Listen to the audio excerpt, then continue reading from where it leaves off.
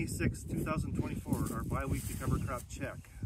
We are just south of the Dodge County Fairgrounds on a healthy soil, healthy water grower participant.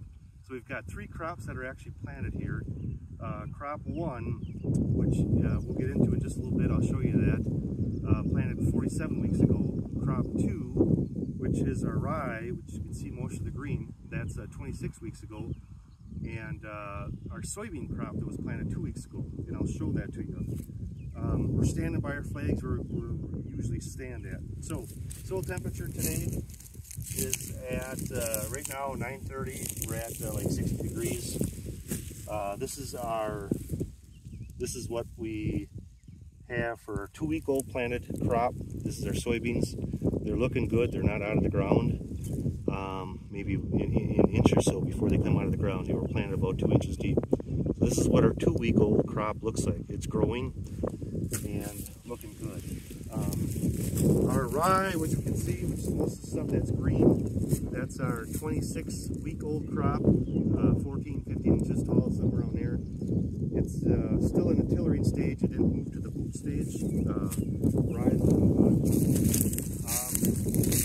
Our crop that was planted 47 weeks ago, 2 of the survivors, this is a vetch. This is our vetch crop, and we do have nodules on here. This is it's going to soybeans, so we don't get that nitrogen credit, but it's still producing some nitrogen, putting it back into the ground. So this is our vetch, and this is our clover. So I've dug these from a little bit further away, but this is these 2 are our 47-week-old crop, and this has nodules on as well too. So I've got that pulled away. I'm not sure if we can actually see that in the video or not.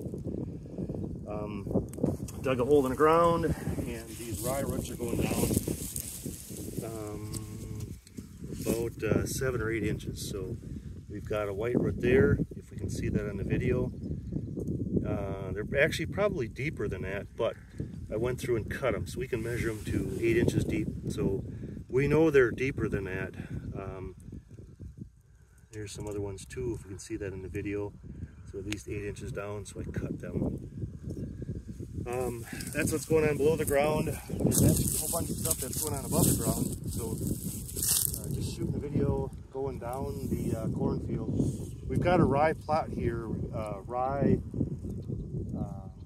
test plot on seeding, planting population. You can see a little bit further down, it's a lot more consistent and green. But this first little bit is a rye test plot that the